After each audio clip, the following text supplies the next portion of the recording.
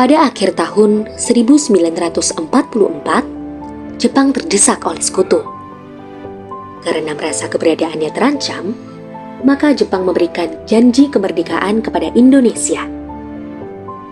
Sebagai tindak lanjut janji tersebut, maka dibentuklah BPUPKI atau dalam bahasa Jepang, Dokuritsu Junbi Josakai pada tanggal 1 Maret 1945 oleh Letnan Jenderal Kumakichi Harada yang bertujuan untuk mempelajari dan menyelidiki hal-hal penting yang berkaitan tentang pembentukan negara Indonesia merdeka.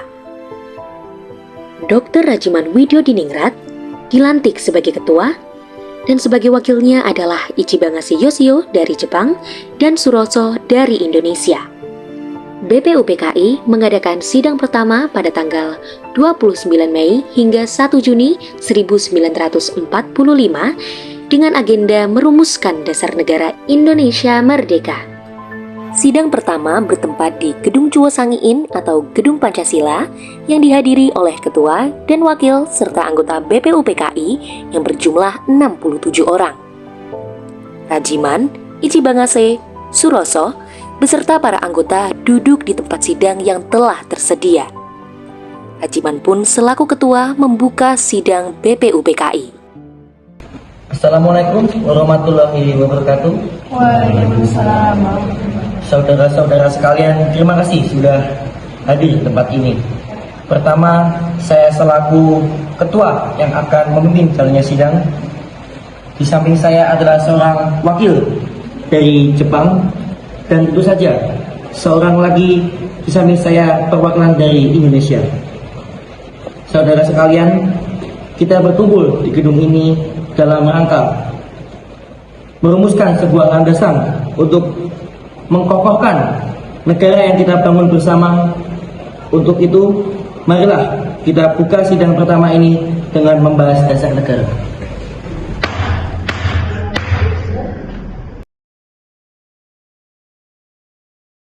Selanjutnya, silakan saudara sekalian yang ingin menyumbangkan ide dan gagasannya untuk dasar negara ini.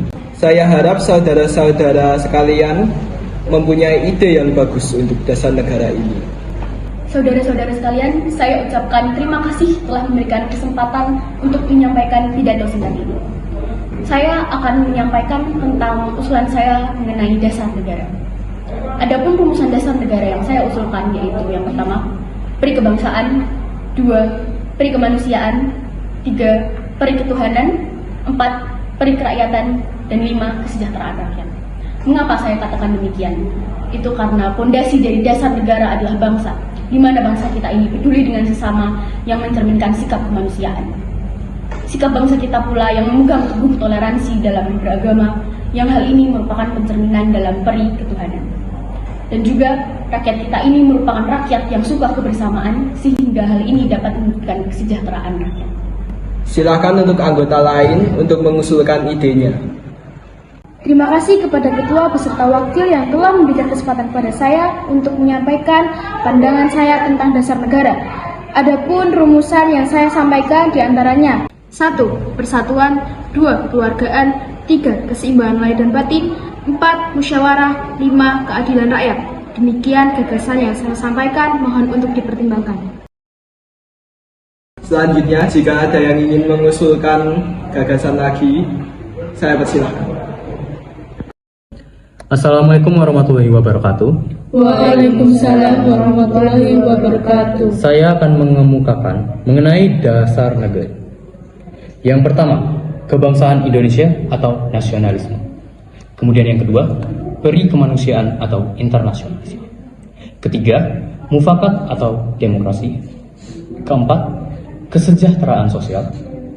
Dan yang kelima, ketuhanan dengan kewajiban menjalankan syariat Islam bagi pemeluk-pemeluknya. Dan saya ingin memberi usul untuk memberi nama kelima dasar adalah Pancadar. Namun, tidak tepat, maka dari itu saya ganti dengan Pancasila. Panca artinya 5 dan sila artinya asal atau dasar. Apakah saudara sekalian setuju dengan usulan saya? Silakan kemukakan pendapat Anda. Terima kasih.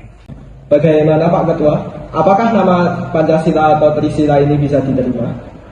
Baiklah, saya persilakan para hadirin untuk menyampaikan pendapatnya terhadap usulan nama Pancasila yang sudah seperti dikatakan oleh Pak Soekarno. Saya dari perwakilan para anggota sidang sangat setuju dengan nama Pancasila apa yang telah diusulkan oleh Bapak Soekarno. Baiklah, ternyata para hadirin setuju dengan usulan nama Pancasila yang sudah disampaikan oleh Pak R. Soekarno.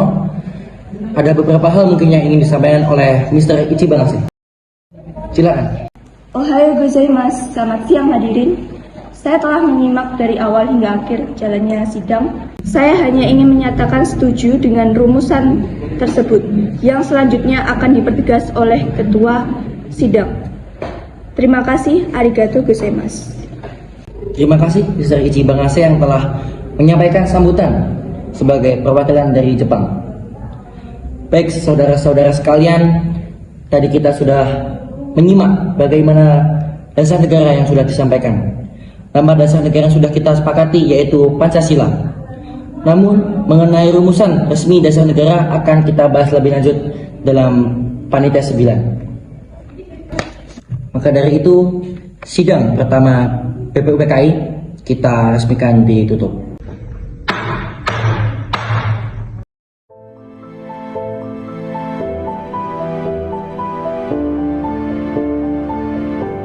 Sidang BPUPKI pertama dengan agenda merumuskan dasar negara berakhir.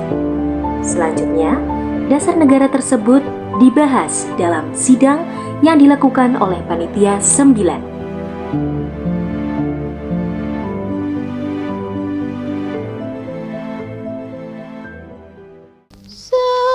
Setangkai bunga mawar yang merah dulu aku terima sebagai tanda mata berdua masih saling cinta.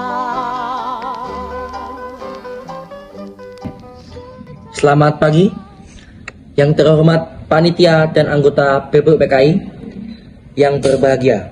Mari kita memanjatkan puji syukur kepada Tuhan Yang Maha Esa. Saya selaku ketua mengucapkan terima kasih atas kehadiran tuan-tuan sekalian. Saya umumkan bahwa sidang BPUPKI kedua resmi dibuka. Terima kasih. Tuan Ketua, di sini saya akan menyampaikan usulan-usulan yang telah saya terima selaku ketua panitia kecil yang telah dibuat pada sidang BPUPKI yang pertama. Usulan-usulan yang dapat saya terima adalah 1. Usulan mengenai dasar negara. Kemudian kedua, mengenai unifikasi atau federasi. Ketiga, tentang keuangan.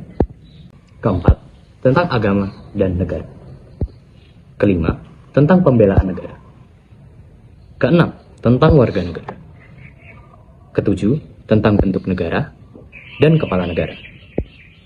Kedelapan, tentang daerah.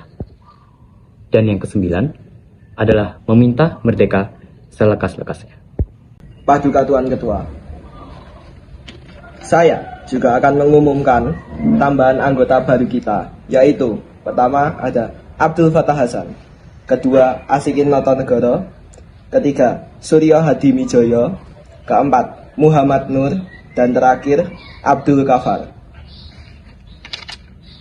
Saya mohon dari tuan-tuan anggota sekalian, oleh karena kita menghadapi di saat yang suci ini, baiklah kita mengheningkan cipta, supaya kita tidak terpengaruh oleh suatu hal yang tidak suci. Mari tuan-tuan paduka sekalian, kita berdiri menghadap hadirat Allah Subhanahu wa Ta'ala untuk meminta doa. Usul itu kita turuti. Marilah kita mengheningkan cipta agar kita memiliki pemikiran yang suci dan jernih sewaktu kita melaksanakan pemilihan. Mengheningkan cipta dimulai. Selesai. Bagi anggota yang beragama Muslim, mari kita membacakan surat Al-Fatihah untuk membuka sidang BPUPKI pada hari ini. Untuk yang beragama non-Muslim, Mari berdoa sesuai dengan keyakinan masing-masing. Berdoa dimulai, Al-Fatihah. Marilah kita melakukan pemungutan suara secara voting. Mengapa kita harus mengadakan voting? Mengapa tidak musyawarah mufakat saja? Karena dengan voting, kita dapat memutuskan suatu masalah dengan adil dan juga menghemat waktu dengan tidak menggunakan kata yang tidak penting. Marilah kita melaksanakan voting untuk menentukan bentuk negara. Tuan Ketua, kami sudah mengetahui bahwa ada 64 stem yang memilih republik, 55 stem, 6 kerajaan, 2 lain-lain, dan 1 belangko.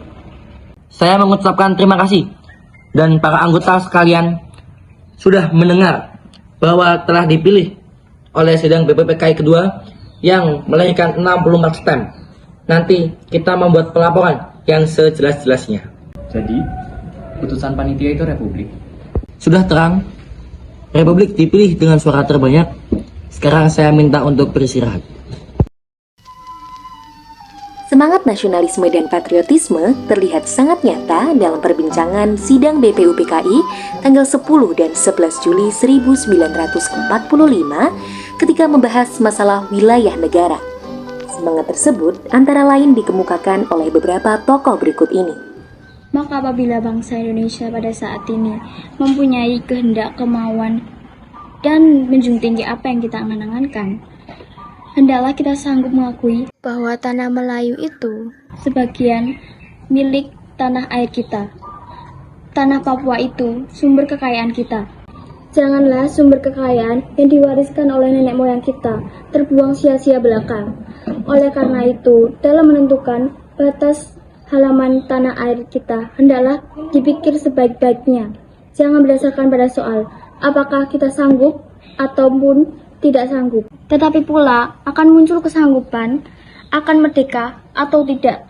Soal lain pula berhubungan dengan tanah Papua. Memang hal ini dalam ilmu pengetahuan etnografi, bahasa, dan geografi ada yang mengatakan bahwa tanah Papua tidak masuk dalam Indonesia. Namun, paham ini hanyalah dilahirkan oleh orang-orang yang mengarang buku yang bersangkutan.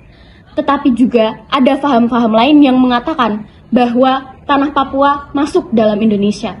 Perkataan Indonesia dibuat oleh orang-orang yang mempunyai paham bahwa Indonesia melingkungi daerah Malaya dan Polinesia. Jadi dengan sendirinya, pada waktu perkataan Indonesia lahir, dimaksudkan bahwa Pulau Papua juga termasuk dalam daerah Indonesia. Dalam ilmu strategi, alangkah besar kita bagi kedua-duanya untuk menjaga sisi masing-masing. Artinya kalau kita melihat batasan kita di timur, ke Pulau Timur, saya setuju sekali pendapat anggota yang terhormat Muhammad Yamin, yaitu agar pulau itu dimasukkan ke lingkungan kita, yaitu Indonesia Baru. Begitu pula Borneo Utara, di mana terletak di Sarawak, dan Pulau Papua bukanlah kita meminta, tetapi beralaskan kebangsaan. Jikalau peperangan sudah berakhir dan kemenangan akhir telah tercapai, maka kita dapat mendapatkan aturan-aturan yang bisa kita tetapkan seperti aturan pada zaman dahulu. Dengan permintaan Indonesia merdeka seperti ialah Indonesia Belanda seperti dahulu. Jikalau kemenangan akhir tercapai dan ada permintaan yang nyata dari Malai Selatan, Borneo Utara, bahwa rakyat di situ sebagai bangsa kita dalam Indonesia merdeka. Bagaimana jikalau kita menambahkan Malaya? Ya, kita juga harus menambah Borneo Utara supaya masuk dalam wilayah Indonesia. Ya, saya juga akan menambahkan Papua supaya masuk ke dalam wilayah Indonesia. Kami akan menambahkan Timor dan Portugis supaya masuk di wilayah Indonesia. Kami bertiga mengusulkan untuk pulau-pulau di sekitarnya dapat dimasukkan ke dalam wilayah Indonesia. Paduka Tuan Ketua, Undang-Undang Dasar negara manapun tidak dapat dimengerti sungguh-sungguh maksudnya Undang-Undang Dasar dari suatu negara. Kita harus mempelajari juga bagaimana terjadinya teks itu. Harus diketahui keterangan-keterangannya dan juga harus diketahui dalam situasi apa teks itu dibuat. Dengan demikian, kita dapat mengerti apa maksudnya. Undang-undang yang kita pelajari, aliran pikiran apa yang menjadi dasar undang-undang itu. Oleh karena itu, segala pembicaraan dalam sidang ini yang mengenai rancangan-rancangan undang-undang dasar sangat penting oleh karena segala pembicaraan di sini menjadi material menjadi bahan historis, menjadi bahan interpretasi untuk menerangkan apa maksudnya Undang-Undang Dasar ini.